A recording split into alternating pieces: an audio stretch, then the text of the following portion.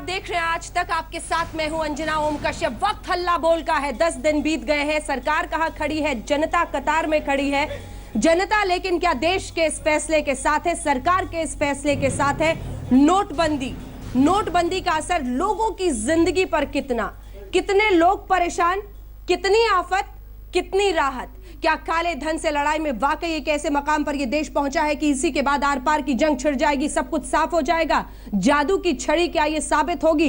इस सब पर डालेंगे नजर। 10 दिन के बाद आज कैसा है असर, यही है आज हल्ला बोल में विषय। सबसे पहले तो तालियों के साथ अपना स्वागत कर लीजिए, क्योंकि आज लोग हमारे साथ होंगे, युवा वर्ग हमारे साथ होगा, बुजुर्ग हमारे साथ होंगे, उनके सवाल होंगे और सवालों का सामना करने के लिए खास मेहमान मंच पर हमारे साथ जुड़ गए हैं। हमारे साथ संबित पात्रा जी, राष्ट्रीय प्रवक्ता भारतीय जनता पार्टी की तरफ से है, तो आरपीएन सिंह साहब, पूर्व गृह राज्य मंत्री हमारे साथ हैं। राजनीतिक लोगों का चर्चा हमने आपसे परिचय करा दिया है। हमारे साथ और भी कई खास मेहमान मंच पर शामिल रहेंगे। अंशुमान तिवारी जी, इंडिया टुडे हिंदी के एडिटर, हमारे साथ यहां पर जुड़ गए हैं। और भी मेहमान जुड़ रहे हैं, लेकिन उससे पहले आपको अपनी ये रिपोर्ट दिखाते हैं, क्योंकि इसी रिपोर्ट के जरिए आप समझ पाएंगे कि जनता क्या कह रही है, नेता मचा रहे हैं शोर, और इस बीच नोट का है कितना शोर। देखिए, वर्तमान में जारी 500 रुपए और 1000 रुपए के करेंसी नोट लीगल टेंडर नहीं रहेंगे। ये मुद्राएं कानूनन अमान्य होगी।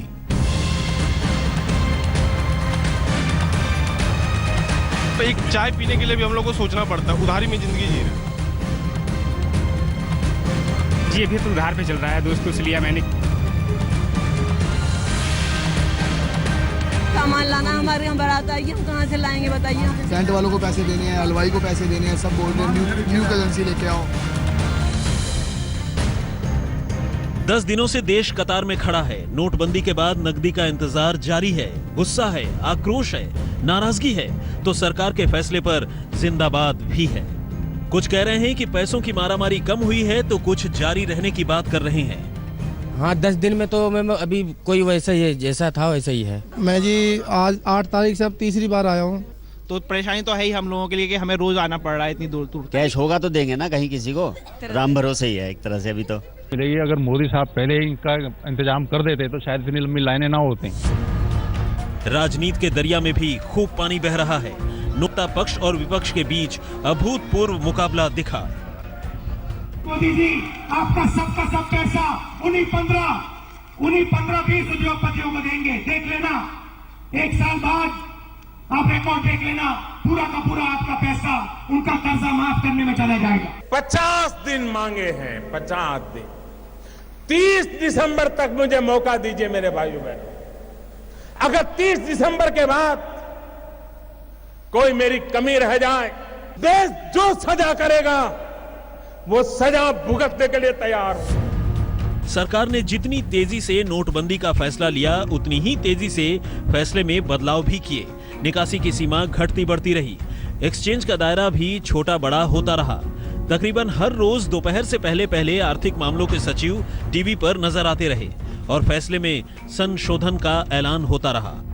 To prevent such kind of misuse, it has been decided that government would resort, the branches of banks would take resort to use of indelible ink marks for disbursement of cash. संसद के शीतकालीन सत्र की शुरुआत नोटबंदी की सियासत से हुई। विपक्ष राष्ट्रपति भवन के अहाते में दिखा। ममता केजरीवाल की जुगलबंदी रिजर्व बैंक के मुहाने पर दिखी। हमारा जो सजेशन है, सुझाव है, गवर्नमेंट अगर सोचे इससे बाद अच्छा भी सुझाव जिसका हो उसको एक्सेप्ट करो, लेकिन नॉर्मल से रेस्टोर करो। नॉर्मल से रेस्टोर नहीं होगा तो बाजार बंद हो गया है, बेबी फूड नहीं मिल रहा है, डेवलपमेंट प्रोजेक्ट बंद हो गया है, 100 दिन का काम बंद हो गया है। लेकिन इन सबसे परे देश का बड़ा तबका दम साधे वक्त के आगे बढ़ने का इंतजार कर रहा है। इन सवालों के साथ कि क्या नोटबंदी की चोट से कालेधन का नेटवर्क तहस नहस हो पाएगा, नकदी की मुश्किलें कब तक जारी रहेंगी, कारोबार का क्या होगा, अर्थव्यवस्था डगमगाएगी या सरपट दौड़ लगाएगी। आज तक ब्यूरो। चोट किस पर? उस पर जो जिंदगी भर ईमानदारी की कमाई कर रहा था, या फिर उस पर जो काले धन का कारोबार चला रहा था या काले धन का साम्राज्य सजा रहा था? यह सवाल बहुत बड़ा है इस देश के सामने अभी, क्योंकि अभी तक सड़क पर जो चोट दिख रही है वो शायद आम आदमी पर दिख रही है और इसीलिए इस बहस की जरूरत है। लेकिन सबसे पहले, इससे पहले कि हम बहस की शुरुआत करें, आप सब जो यहां पर मौजूद हैं उनसे मैं पूछना चाहती हूं, क्या आपको लगता है कि प्रधानमंत्री का यह फैसला सही है? अगर लगता है हां तो हाथ उठाइए। कितने लोग ये मानते हैं कि जल्दबाजी में लिया हुआ फैसला है? काफी लोग ऐसे हैं जो मानते हैं जल्दबाजी में लिया हुआ फैसला है। आपको कितने लोग ऐसे हैं जो मानते हैं कि तैयारियां नाकाफी साबित हुई? वो भी एक बड़ा हिस्सा है। कितने लोग मानते हैं कि कोई परेशानी नहीं, कोई दिक्कत नहीं, देश के लिए यह करना जरूरी था? हाथ उठाइए। यहीं से अब इस चर्चा की शुरुआत करते हैं। ज्यादातर हाथ उठ रहे हैं संबित जी के समर्थन में, आरपीएन सिंह साहब, तो उनको पहले देना पड़ेगा माइक। देखिए, मैं पहले तो आप सबको नमस्कार करता हूं और मैं माफ़ी भी मांगता हूं क्योंकि आपको तकलीफ भी हो रही है। देखिए, ये जो लड़ाई है काले धन के खिलाफ, ये कोई छोटी लड़ाई नहीं है। सदियों पुरानी लड़ाई, जब से हम आज़ाद हुए हैं तब से ये लड़ाई है। उससे पहले भी काला धन एक्यूमुलेट इंडिया में होता रहा है। और प्रधानमंत्री जी को जो मैंडेट आप लोगों ने दिया, वो मैंडेट आप लोगों ने इसलिए दिया कि वो काले धन के खिलाफ लड़ाई लड़े और जिन लोगों ने देश को लूटा है उनको सजा दे। ये लड़ाई शुरू हुई है राम सेतु के आप गिलहरी हैं, वो गिलहरी जो छोटी छोटी कण ला के सेतु बनाती थी। मगरमच्छों के खिलाफ लड़ाई है, जिन मगरमच्छों ने काले धन को इकट्ठा किया हुआ है। आज वो मगरमच्छ रो रहे हैं। गिलहरियों, हारना नहीं है, मोदी जी के हाथ को मजबूत करना है और ये सेतु बनाकर काले धन की लड़ाई को जीतना है। ये गिलहरी बनने को तैयार है, आपको परेशानी है।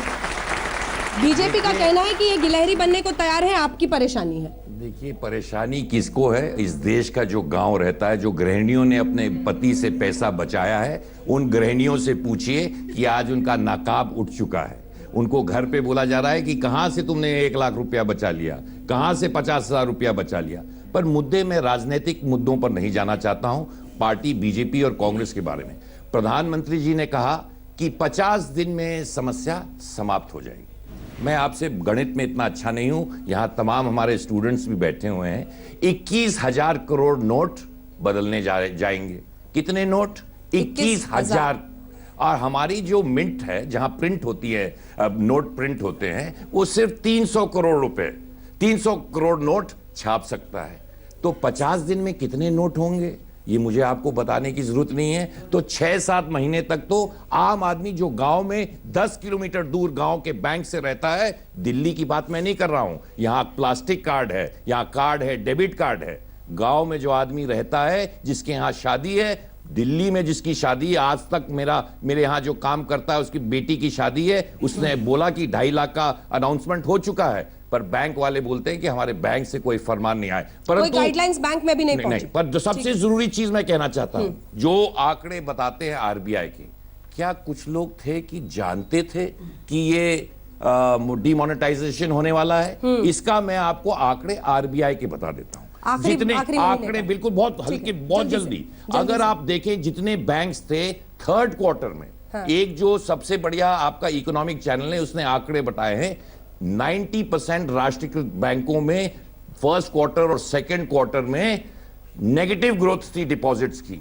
कैसा है कि तीसरे क्वार्टर में कई बैंक है, मैं आपको यहां आंकड़े दिखा देता हूं। यूनियन बैंक में -0.2 था डिपॉजिट्स, अब वो 6.7 थर्ड क्वार्टर में बन गया। मतलब आप कह रहे हैं कि -0.2 से 6.7 बीजेपी के नेताओं ने अपनी मैं किसी पे आरोप नहीं लगा रहा हूँ, ये बड़ा विषय है, मुझे 10 सेकंड दीजिए। इन पे आरोप नहीं लगा रहा हूँ, आप पहले ही हाथ उठा रहे हैं। मैं भाजपा के बारे में, फायरिंग होगी, फिर आपसे कौन लोग थे वो जांच की बात है। कौन लोग थे ये इतने फ्लक्चुएशन हुआ है जो बैंकों में थर्ड क्वार्टर में 5,88,000 करोड़। राहुल गांधी तो कह रहे हैं कि अरुण जेटली जी को मालूम नहीं था। जेटली जी ने इसकी सफाई दी थी। राहुल गांधी तो कह रहे हैं कि अरुण जेटली को भी मालूम नहीं था। जेटली जी की बात, फिर ये क्या कह रहे हैं कि दूसरों को मालूम था? ने कहा, राहुल गांधी ने तो बोला ना ये कि अरुण जेटली को भी पता नहीं था। कहा कि ये 7th पे कमीशन की वजह से हुआ था। 7th पे नहीं सर, राहुल गांधी जी ने कहा कि अरुण जी तक को मालूम नहीं था और आप कह रहे हैं दूसरों को मालूम था। ठीक है, तो ये आंकड़े किसके पैसे हैं ये जो थर्ड क्वार्टर में आए? और ये आंकड़े इकोनॉमिक चैनल आपके हैं, उसने प्रकाशित किया और कहा है the biggest scandal of this demonetisation, उस पे चर्चा होनी चाहिए। उस पे पहुंचेंगे। संजय सिंह जी। देखिए, संबित पात्रा जी ने कहा कि पूरे देश को काला धन के खिलाफ जो मुहिम चल रही है उसमें प्रधानमंत्री जी का साथ देना चाहिए। बिल्कुल सही बात है। काला धन इस देश में आना चाहिए, भ्रष्टाचार खत्म होना चाहिए, इसका संकल्प देश का हर नागरिक लेता है। मैं किसी और की बात नहीं कर रहा हूं, स्वयं प्रधानमंत्री जी की बात कर रहा हूं। 22 दिसंबर 2013 का ये उनका खुद का ट्वीट है, प्रधानमंत्री जी का, नरेंद्र मोदी जी का। वो कह रहे हैं, जब वो मुख्यमंत्री थे तो वो कह रहे हैं कि भारत का बच्चा बच्चा जानता है कि काला धन कहां है। काला धन स्विट्जरलैंड की बैंक में है। ठीक है, दिखा दीजिए भाई, ट्वीट जूम इन करके दिखाइए। क्लोज करके दिखाइए, ट्वीट जूम इन करके दिखाइए। कब का ट्वीट है ये? कब का ट्वीट है? ये 22 दिसंबर 2013 का मोदी जी का ट्वीट है, जब वो गुजरात के मुख्यमंत्री थे। उन्होंने खुद कहा कि देश का बच्चा बच्चा जानता है स्विट्जरलैंड की बैंक में काला धन है। ठीक है। जब उन्होंने चुनाव प्रचार किया, अंजना जी, उन्होंने कहा 90% काला धन विदेशों में है और इतना काला धन है, 80 लाख करोड़ रुपए काला धन है, जिसको हम लाके देश के हर खाते में, हर आदमी के खाते में 15-15 आम आदमी पार्टी जो कह रही थी कि देश के अंदर बहुत काला धन लाख है, जमा कर लेंगे। 15-15 लाख जमा कर लेंगे। एक मिनट, आप भी तो कुछ कहते थे, पूरी बात कर लेने दीजिए। उनको आपने नहीं टोका, मुझे भी मत टोकिए, मुझे अपनी बात करने दीजिए। 15-15 लाख हर खाते में जमा कर देंगे। यानी प्रधानमंत्री जी ने देश के सामने ये संकल्प लिया कि विदेशों से काला धन लाएंगे। स्विट्जरलैंड के बैंक में जो काला धन है, 2.5 साल में आपने क्या किया उसको लाने के लिए? पनामा पेपर लीक्स के जो नाम आपके पास आए, उस पे आपने कार्रवाई के लिए क्या किया? 8,55,000 करोड़ रुपए, अंजना जी, 8,55,000 करोड़ रुपए जो बैंकों के कर्जदार हैं, बड़े बड़े उद्योगपति, पूंजीपति, उनसे पैसा वसूलने के लिए आपने क्या किया? वो तो जनता का पैसा है, आपने उसको लाने के लिए क्या किया? ये सारी बातें भी एक तरफ रख दीजिए, बिल्कुल किनारे रख दीजिए। मैं बड़ी विनम्रता पूर्वक पूछना चाहता हूं, 86% करेंसी जो यूज कर रही थी इस देश की जनता, उस 86% करेंसी को आप 8 बजे बोलते हैं, 12 बजे के बाद ये रद्दी का टुकड़ा हो जाएगा। मैं अंजना जी एक बात कह के अपनी बात खत्म करूंगा। देश के प्रधानमंत्री जी ने और भारत की सरकार ने एक और मोबाइल ये लिखा है, नहीं मोबाइल नहीं, ये लिखा है, इसमें क्या लिखा है? भारत सरकार गारंटी ले रही है, क्या कह रही है? मैं धारक को 100 रुपए अदा करने का वचन देता हूं। आपने महंगाई पे वचन तोड़ा, ठीक बात है। तो आपने 15 लाख पे वचन तोड़ा, ठीक बात है। आपने 500 और 1000 की नोट का वचन दिया है इस देश के लोगों को। अब आप कह रहे हैं अपना ही पैसा, सफेद पैसा, गाढ़ी कमाई का पैसा, हम इस देश के राजा हैं, बताएंगे आपको कि 2000 से ज्यादा आप एक्सचेंज नहीं कर सकते, 24,000 से ज्यादा आप नहीं निकाल सकते। आपने कौन सी ब्लैक मनी पे कार्रवाई की? हमारी टैक्स पेड मनी है, हमारी व्हाइट मनी है, हमने मजदूरी से कमाया है, हमने सैलरी रखी है। हमारे घर में कोई बीमार हो जाए, हम 24,000 से ज्यादा नहीं निकाल सकते। हमारे घर में शादी पड़ी, हम 24,000 से ज्यादा नहीं निकाल सकते। हम 2000 से ज्यादा बदल नहीं सकते। ये किस प्रकार का तुगलकी फरमान है? मुझे विनम्रता पूर्वक समझाइए। आपने सर्जिकल स्ट्राइक की आतंकवादियों पे, कहा जा रहा है काला धन पे सर्जिकल स्ट्राइक। अगर आपको सर्जिकल स्ट्राइक करनी थी तो काला धन रखने वाले बड़े बड़े उद्योगपतियों, पूंजीपतियों पे आप करते। आपने सर्जिकल स्ट्राइक 125 सिंह साहब का वो कह रहे हैं कि वो लास्ट टाइम में ऐसे कैसे आखिर पैसा ऊपर चला गया बैंक में, किसका पैसा गया? मैं सबका उत्तर देता हूं। और फिर ये मुद्दा 10 सेकंड पहले एक बड़ा विषय रखूंगा, उसके बाद उत्तर दे दूंगा मैं। देखिए, ये जो मेडिकल टर्म, डॉक्टर हूं ना, थोड़ा मेडिकल टर्म में भी समझाता हूं। एक विथड्रॉयल सिम्टम होता है जब कोई ड्रग लेता है और पेशेंट को माँ बाप पकड़ के हमारे पास लाते हैं, तो हम ड्रग बंद करवाते हैं, तो मरीज को विथड्रॉयल सिम्टम होता है, वो एकदम वायलेंट हो जाता है। आज इन लोगों को विथड्रॉयल सिम्टम हुआ है काले धन का, बोरी में बंद करके। ये हल्का मैं बता रहा हूँ, ये गलत बात, ये गलत बात है। आप बताइएगा, ये गलत बात। अरे मोदी जी का ट्वीट लिखा था, वो सही बात था। मोदी जी चोर है, सब चोर है, वो सही बात है। जो मां कुशीनगर में मरी है, अरे बताइए, जो मां कुशीनगर में मरी है, अरे रुक जाइए। अरे आप लोगों का भी ड्रॉयल सिम्टम उस मां के पास क्यों जा रहे हैं? वो तो बेचारी गिलहरी, महिला वो गिलहरी है, गिलहरी राम सेतु बना रही है। आप लोग हैं वो मगरमच्छ, आप लोग हैं वो मगरमच्छ। ये बहुत ही विड्रॉयल सिम्टम देखिए, नहीं विड्रॉयल सिम्टम देख रहे हैं आप। इनका काला धन जो बोरी में बंद था, वो कोरा कागज बनने से, मैं इनके बीच में बोल रहा हूं, मैं गंभीर विषय में बोल रहा हूं, सच बोल रहा हूं। मैं भी आंकड़े लेके बैठा हूं जनाब, किन किन का कितना काला धन। क्या ये सच नहीं है कि पंजाब के इलेक्शन के कारण 3000 करोड़ रुपए जो बोरी में बंद किए हुए थे पंजाब में, अरविंद केजरीवाल जी ने वो कोरा कागज, ऐसे सफेद कागज, इसलिए इसलिए पंजाब का इलेक्शन हाथों से जा रहा है, गोवा का इलेक्शन हाथों से जा रहा है, इसलिए ये मगरमच्छ ऐसे रो रहे हैं। इनकम टैक्स का पेपर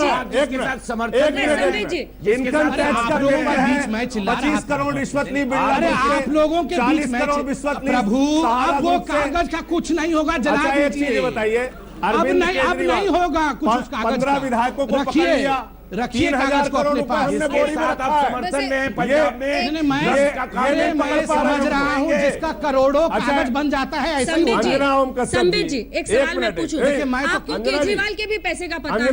आपने कल मुझे बताया कि सोनिया जी ने भी पैसा रखा है, आपकी सरकार रेड क्यों नहीं करती फिर? मैं इनसे पकड़ती क्यों नहीं? हाँ जवाब देता हूँ, जवाब दे रहा हूँ, सुनिए, सिर्फ बोलने के लिए जवाब दे रहा हूँ।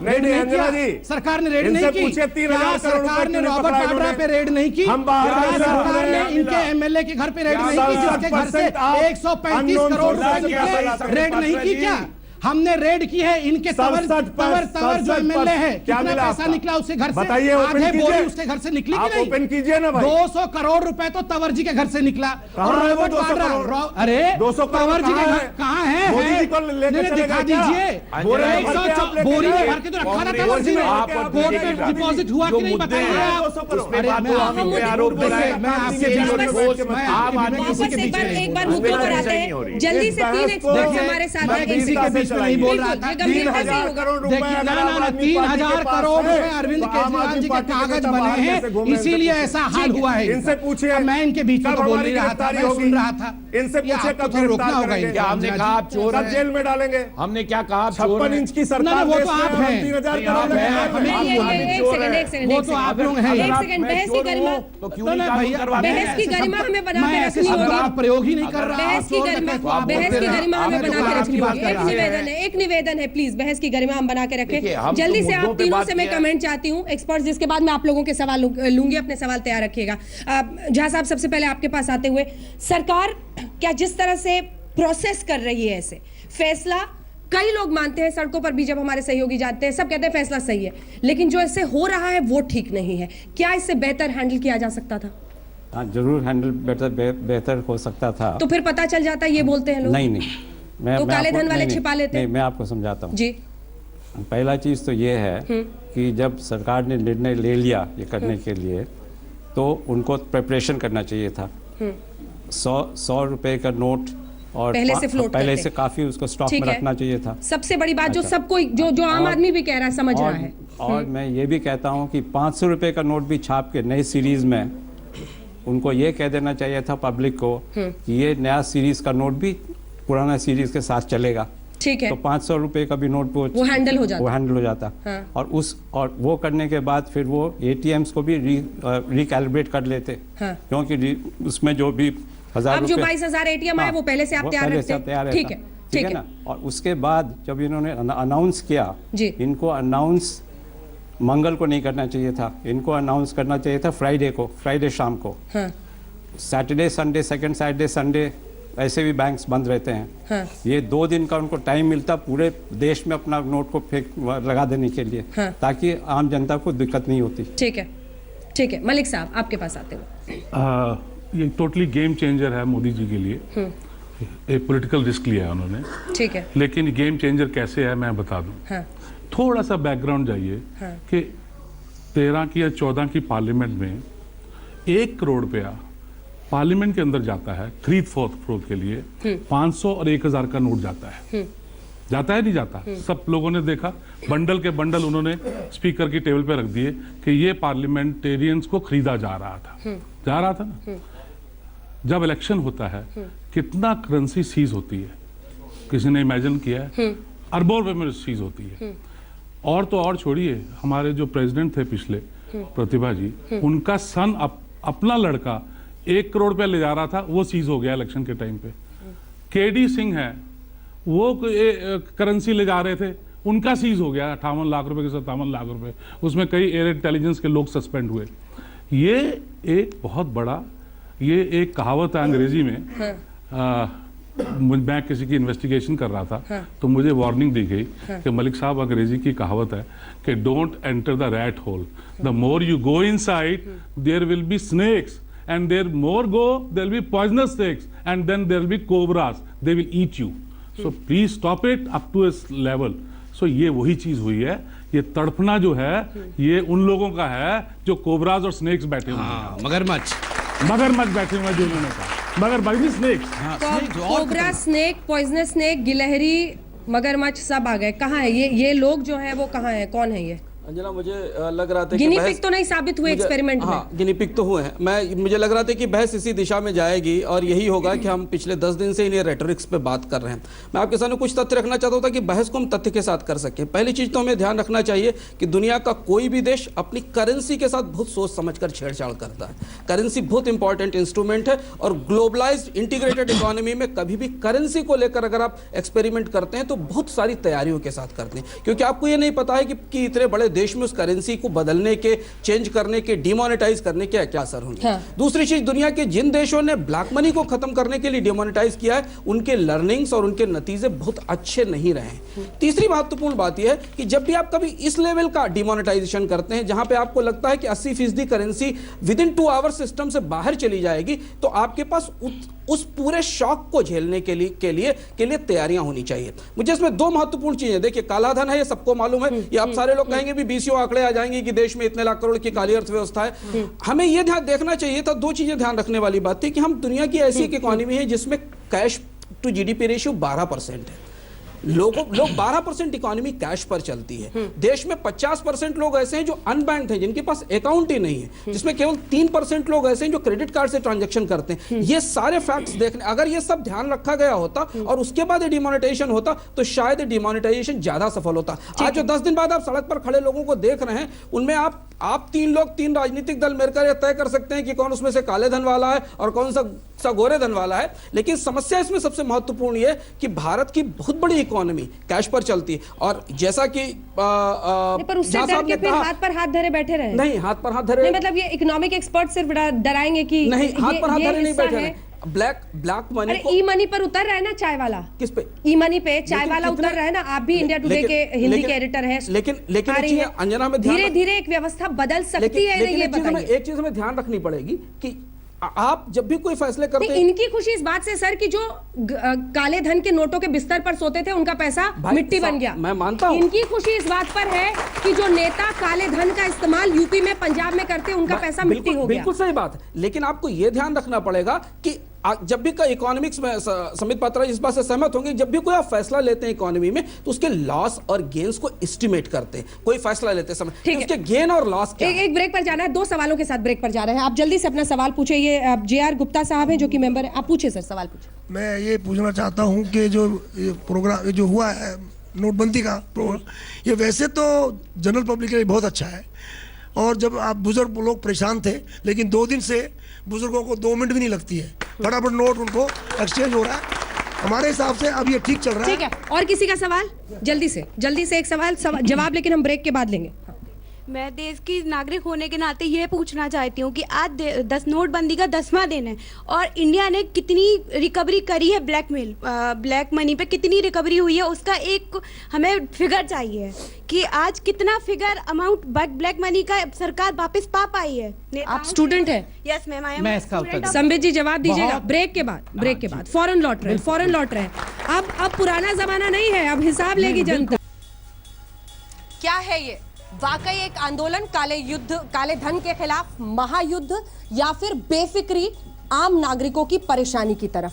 ये दोनों ही पक्ष को देखना बहुत जरूरी है, क्योंकि ये भी एक सच्चाई है कि कतार में खड़े हुए कुछ लोगों की जान गई है. क्या इसकी इजाजत हो सकती है?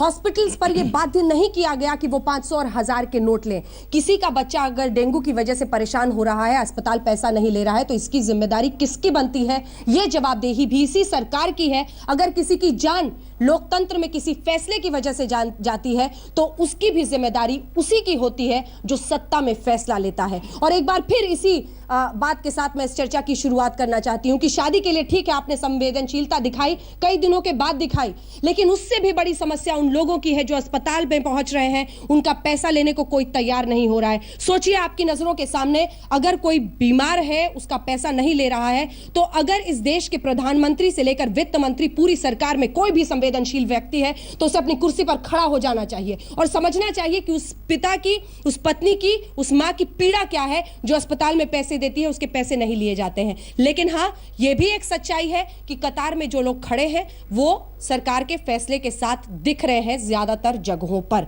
इन परेशानियों पर। लेकिन सरकार को सोचना होगा, बीमार लोगों के बारे में, अस्पतालों के बारे में सोचना होगा। यह हर मंच पर बात दोहराई जानी चाहिए। इसी के साथ अब चर्चा की शुरुआत करते हैं, आगे बढ़ाते हैं नए सिरे से। सिंह साहब, आपका सवाल का जवाब सीधा मिला नहीं था, तो अगर संक्षिप्त में 2 लाइन में आप सीधे सवाल दागें और सीधा उसका जवाब लें। तालाब की बात करी, तालाब में पानी निकालने के लिए बात करी इन्होंने कि मगरमच्छ मारा जाएगा। पर इनको मालूम होना चाहिए कि अगर तालाब से सारा पानी निकाल दिया जाएगा तो मगरमच्छ तो जमीन पर भी रेंगता है, छोटी मछलियां मर जाएंगी, वही हो रहा है। मेरा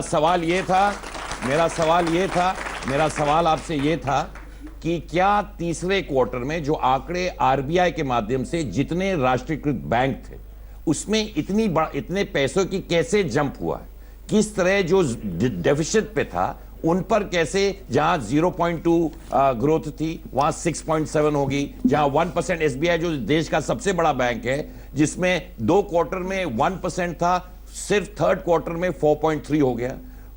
एक तो ये बात होगी सीधा आरोप लगाने से बच रहे हैं आप। कुछ लोग, मैं क्यों, देखिए, सीधा आरोप लगाने से बच रहे हैं। बोलेंगे मैं चोर हूं, मैं बोलूं, ये डिबेट नहीं है, ये देश के बारे में बात है। कांग्रेस और बीजेपी से बड़ी सवाल पूछा था मैंने, ये आंकड़ा किसका शूट कैसे शूट किया? मेरा सवाल है, क्या कुछ लोग इस देश में थे, मैं नहीं कह रहा पात्रा जी आप मेरे पे आरोप लगाते रहिए, वो तो हमने देख भी लिया, जनता ने आरोप लगा दिया, तभी तो 44 सीट्स हैं। मेरा आपसे कहना है तो दिल्ली में आपको एक भी सीट नहीं आई तो क्या मतलब आप चोर थे? ठीक है, दिल्ली में आपको एक सीट, आप सवाल पूछिए ना सर, आप ही तो बोल रहे हैं, डिबेट को हल्का कर रहे हैं, आप सवाल आपको कंप्लीट ही नहीं हो रहा, आपका सवाल आधे घंटे से। 3rd क्वार्टर में इतना तो हो गया, वो समझ गया, मैं जवाब दे रहा हूं। दूसरा सवाल जो मैंने दूसरा सवाल भी है, जिन लोगों ने 15 लाख करोड़ रुपए लूटे 10 साल में, वो सवाल पे सवाल पूछेंगे, पार्लियामेंट में नहीं पूछेंगे, यही पूछेंगे आके, पार्लियामेंट में एक सवाल नहीं पूछेंगे। अरे किसी को जेल भेजा आपने, किसी पे केस किया, जाएंगे रॉबर्ट वाड्रा जाएंगे, चिंता मत करिए। 2.5 साल तक किसी आदमी को जाएंगे, रॉबर्ट वाड्रा इतना जेल जाएंगे, कब जाएंगे? बेल पे बाहर है दोनों माँ बेटे, पता है कि नहीं? उद्योगपति भाग रहे बाहर, अरे उद्योगपतियों को भगा दिया। आप ये बताइए, सोनिया जी, Rahul ji, accused number 1, accused number 2, मैं नहीं बोल रहा हूँ, सुप्रीम कोर्ट ने बोला है। लास्ट क्वार्टर में आंकड़े पे स्पेसिफिक जवाब दीजिए। दोनों का जवाब देता हूँ, पहले मैं महिला का जवाब दूंगा। मेरा जवाब तो दीजिए, मैं तो शुरू ही से नहीं, क्यों आप नहीं चाहते महिला का जवाब दी जाए? मैं पहले उनकी जवाब दूंगा। नंबर 1, इन्होंने पूछा कितना फायदा देश को होगा, कितना धन आया। कल तक के आंकड़ों के हिसाब से, सरकार ने नहीं, बैंक्स ने जारी की है, 4 लाख करोड़ रुपए बैंक में जमा हो चुके हैं। और खुद अरविंद का सुन, मैं बता रहा हूं ना, कंप्लीट तो करने दीजिए मुझे, कंप्लीट करने दीजिए, मैं कैलकुलेशन करके बता दूंगा। आप मुझे कैलकुलेट करके बताने दीजिए, मुझे कैलकुलेट करके बताने दीजिए, देश को जवाब दे रहा हूं। खुद अरविंद केजरीवाल जी ने बोला लगभग 10 लाख करोड़ आ जाएगा। 23% ऑफ 10 लाख करोड़। गलत बैठा हूं, गलत बोल रहा हूं तो पूछ लीजिए, आरबीआई के गवर्नर बैठे हैं, पूर्व गवर्नर, हमसे ज्यादा जानते हैं। 2007 के आंकड़ों के हिसाब से 23% से 25% काला धन की इकोनॉमी है। अगर 10 लाख करोड़, जो आपके नेता बोल रहे हैं, मैं नहीं बोल रहा हूं, 10 लाख करोड़ डिपॉजिट होता है तो 23 लाख करोड़ कितना होता है? 23 लाख करोड़ कितना होता है? तो 23% उसका 3 लाख होता है। 3 लाख करोड़ मेरी बहना किसके लिए? इन गिलहरियों के बच्चों की पढ़ाई के लिए। 3 लाख करोड़ किसके लिए? गिलहरियों के, इन जनता के स्वास्थ्य के लिए, इनकी शादी के लिए, आपके बच्चों के लिए। शादी तो आज हो नहीं पा रही है, आप शादी करवा रहे हैं इन लोगों की। पढ़ने दीजिए, अभी पढ़ने दीजिए, इतनी जल्दी किसकी नहीं हो पा रही है? किसकी नहीं हो पा रही है शादी? चलिए, अब मैं लोगों के सवाल लेती हूँ, आप सीधे सवाल पूछ सकते हैं, छोटे सवाल पूछिएगा ताकि ज्यादा से ज्यादा सवाल नहीं। यहाँ पे कोई सवाल पूछा था, पूछे। सवाल कभी भी नहीं दिया अंजना जी, मेरा सवाल नहीं दिया। जवाब देता हूँ, जवाब दे देता हूँ। चलिए, देखिए, दोनों क्वार्टर्स में फर्क होता है। दूसरी बात है, खुद राहुल जी ने कहा ना कि ये जो ऐसा फैसला है जिसमें वित्त मंत्री जी को पता भी नहीं है कि फैसला लिया जा रहा है, और आप ये कह रहे हैं कि देश के आधी जनता को पता थी पहले से। आधी जनता नहीं। देखिए, यहाँ पे मीडिया, यहाँ पे सब कोई इतने ज्यादा इस पे कॉशियस हैं कि अगर कुछ भी यहाँ लीक होता है, पहले आप सब न्यूज पे चला चुके होते हैं। चल चुकी है, कोई नहीं चली है। तो राहुल जी कैसे बोल रहे थे? मेरा जो बयान है ये न्यूज पे ही है। बताइए ना कौन सी न्यूज है? ये जरूर बैठ के राहुल जी घर में लिखा होगा। CNBC पे चलिए, हर जगह चल रहा है। स्टीप प्राइस जो है बैंक्स में वो कैसे है? इसलिए है क्योंकि आप बताइए, कुछ सेलेक्टिव लोगों को पता मैं बता रहा हूँ, ये पढ़ लीजिए, द बिगेस्ट स्कैम। ये क्या छोटा सा फोन में क्या दिखा रहे हैं? आपको देख लीजिए, ये राहुल जी का भाषण है।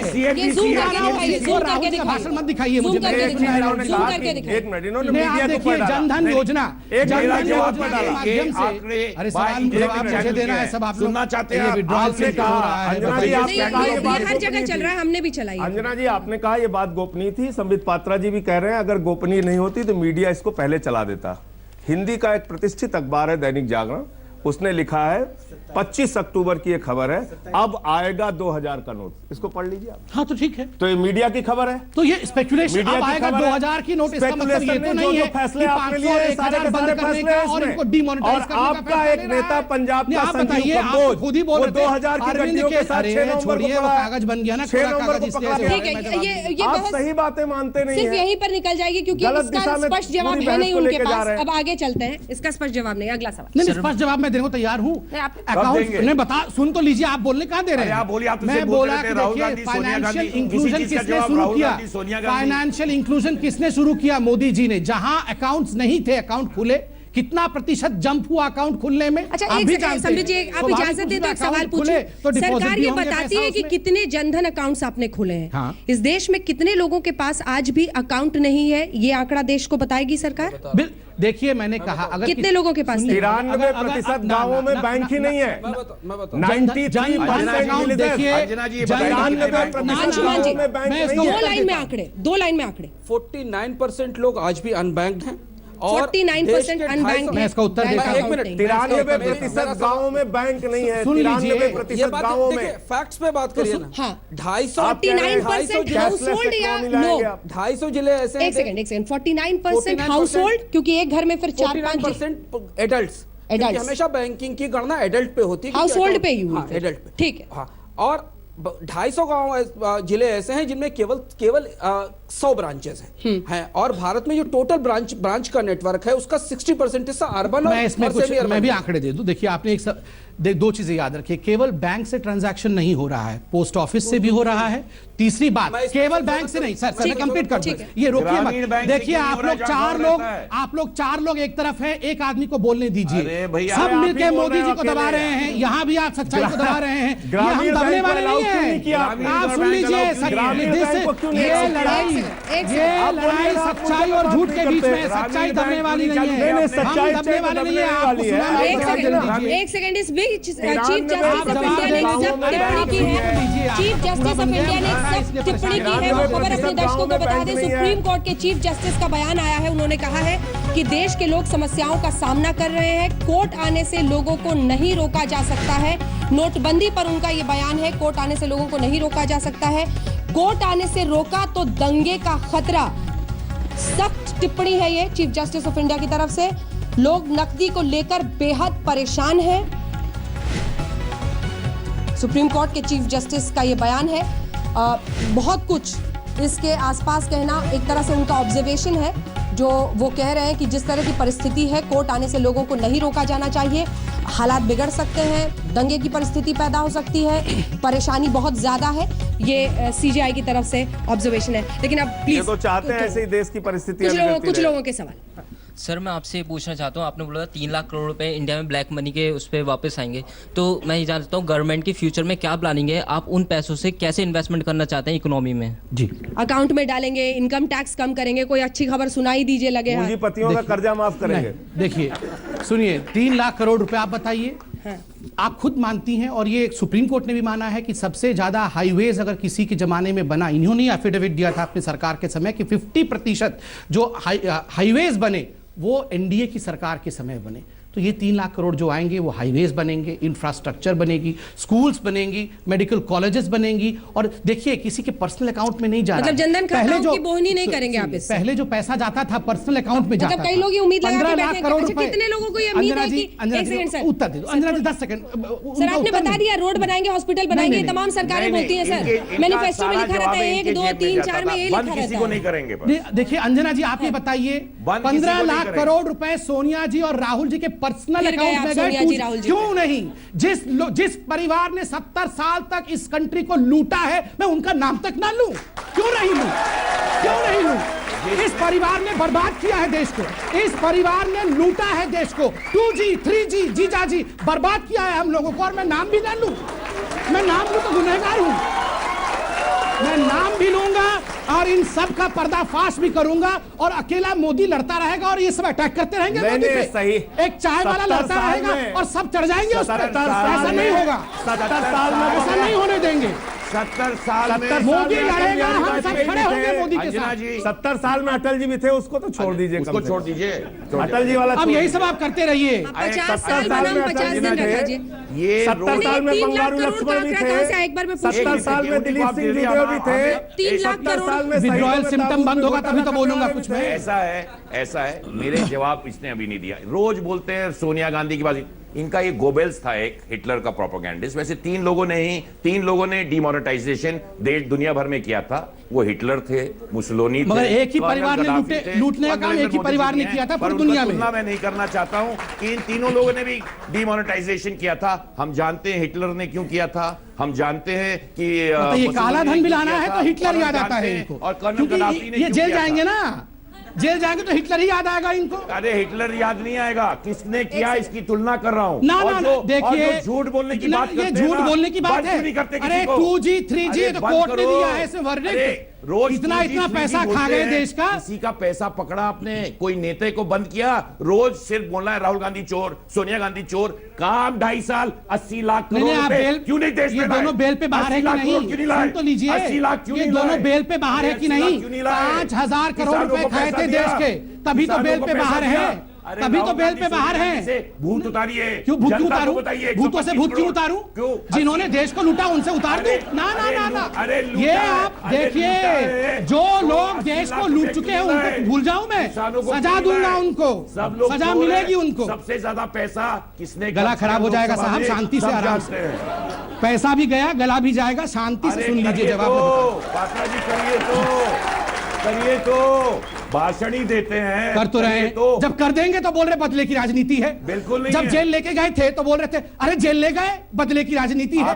अब यहाँ बोलते करिए तो। जब आपके अध्यक्ष तड़ीपार हुए थे, जेल गए थे, अरे छोड़ दीजिए, बोलते रहिए। जब आपके जेल गए थे, जब नोट कोरे कागज बन जाते हैं ऐसे ही बोलने लगते हैं। राष्ट्रीय अध्यक्ष जब जेल गए थे, उसी आदमी को आपने राष्ट्रीय अध्यक्ष आपको पता है? आप जो कह रहे हैं ना, अमित शाह को तड़ीपार कह रहे हैं ना, चार्जशीट तक इनकी सरकार थी, चार्जशीट तक फाइल नहीं हुई, क्यों नहीं फाइल हुई चार्जशीट? वापस डिमोनेटाइजेशन पर एक बार आते हैं, नोटबंदी पर वापस आते हैं, कुछ लोगों के सवाल लेते हैं। मेरा सवाल अंजना जी अभी तक सवाल नहीं आया कि 3rd क्वार्टर में पैसे कैसे इतने बड़े हैं। ये बताते रहे राहुल गांधी के पास इतने पैसे हैं, कार्यक्रम के अंत ये नहीं बताएंगे। मैंने जवाब दिया ना, होगा quantum jump in bank account जानते थे। Modi ji jump in bank account तो खोला नहीं आपने, हमने तो क्वांटम जंप। अरे हम तो बोल रहे नहीं, मोदी जी जानते थे। कौन लोग हैं जो जानते थे? इसका जवाब नहीं देंगे देश को। अरे आप तो कह रहे हैं अरुण जेटली तक को मालूम नहीं था, आपके खुद वाइस प्रेसिडेंट। आप बता दीजिए राहुल जी गलत कह रहे थे, बता दीजिए। आप बोल दीजिए राहुल जी झूठ बोल रहे थे, मैं जवाब देता हूँ। आप बोल दीजिए राहुल जी ने कहा था कि आप सब जानते हैं कि अरुण जेटली तक को मालूम नहीं था, और आप राहुल जी को कॉन्ट्रडिक्ट कर रहे हैं। आप पहले कि कैबिनेट में लोगों को बैठा के बंद करके रखना पड़ा, जब दोनों तक तरफ अनाउंसमेंट नहीं हो ये जाए। बोल रहे कैबिनेट ने बंद कर रखा है, फिर बोल रहे सबको बता दिया। दोनों तरफ से बोल रहे हैं। अपने कैबिनेट को छोड़िए साहब, कुछ नहीं होगा। जो कागज बन गया है वो वापस नहीं आने वाला।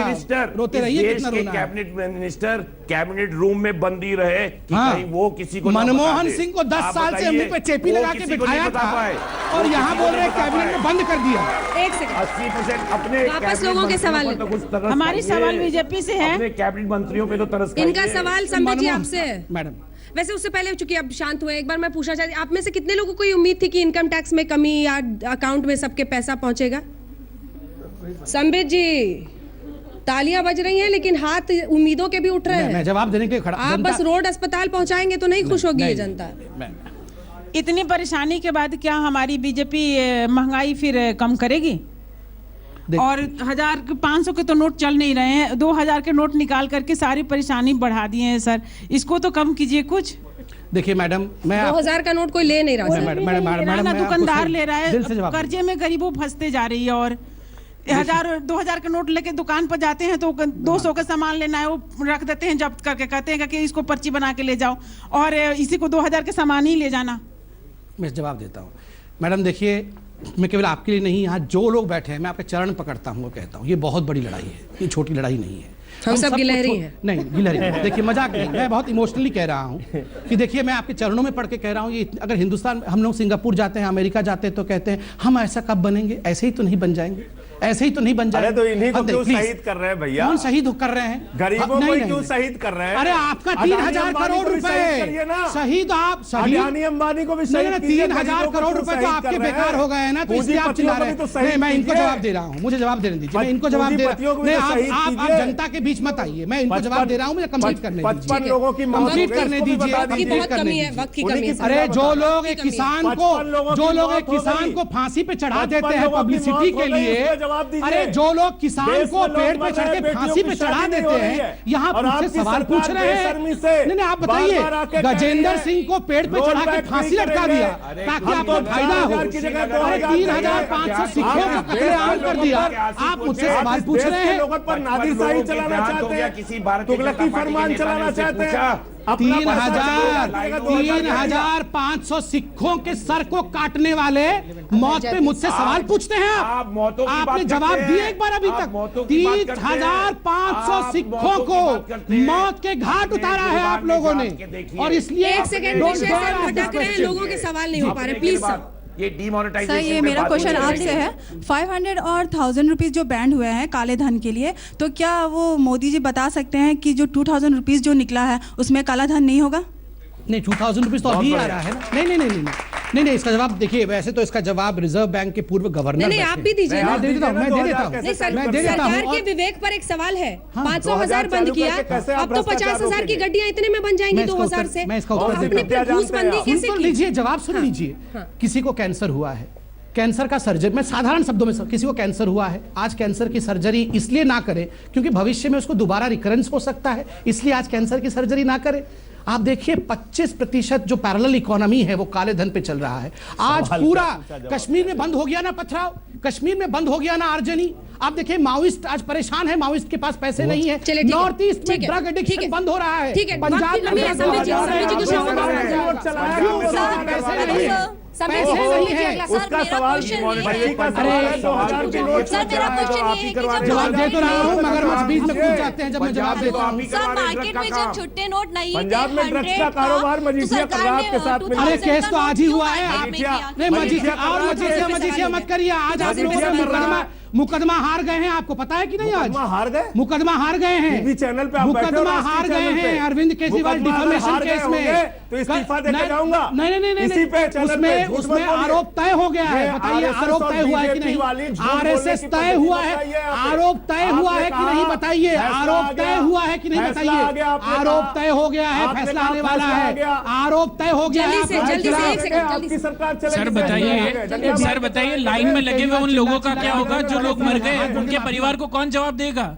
सर लाइन में जो लोग खड़े हुए थे, जो लोग मर गए, उनके परिवार को कौन जवाब देगा? सर क्या करेंसी दे देना यही काफी था? ठीक है, जवाब दीजिए। नहीं, मैं सर झुका के माफी मांगता हूँ। एक भी व्यक्ति की अगर जान जा, सुन लीजिए, मैं इसका जवाब दे दूं। इस पे लोगों का बहुत गुस्सा है। गुस्सा होना चाहिए। नहीं, गुस्सा होना चाहिए। गुस्सा से आगे बढ़ के इस देश की सरकार को कुछ करना चाहिए। देखिए अस्पतालों में मैं बता क्यों नहीं लिए जा रहे वो नोट, ये क्यों नहीं आपकी सरकार ने इंश्योर किया है? मैं इसको बता रहा हूँ।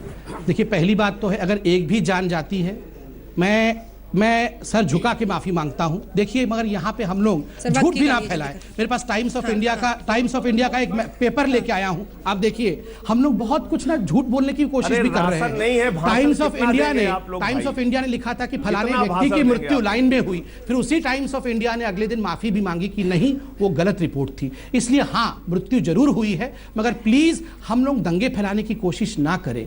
हम सब इसको मिलकर आगे एक पॉजिटिव डायरेक्शन में लेने की कोशिश करें। 70 साल से आप बताइए गैस की लाइन में हम नहीं खड़े थे। 70 साल से आप बताइए टेलीफोन की लाइन में खड़ा रहे। माल्या का कर्जा माफ करने के लिए। माल्या कर्जा पूछिए आरपी सिंह जी से पूछिए, इन्होंने माल्या का कर्जा किसने माफ किया? अरे नवीन जिंदल से पैसे लेते हैं आप, नवीन जिंदल से पैसे लेने वाले 3000 करोड़ रुपए नवीन जिंदल से आप लेते हैं। आप क्या माल्या कर रहे हैं? तू मैं के बीच आइए, एक बार ध्यान करें उस व्यक्ति का जो कतार में खड़ा है। ये देश कतार में खड़ा है, उम्मीद उसमें बरकरार है, लेकिन इसी के साथ जो नाकाफियां रही, जो नाकामियां रही तैयारी में, उसको लेकर उसके सवाल भी हैं।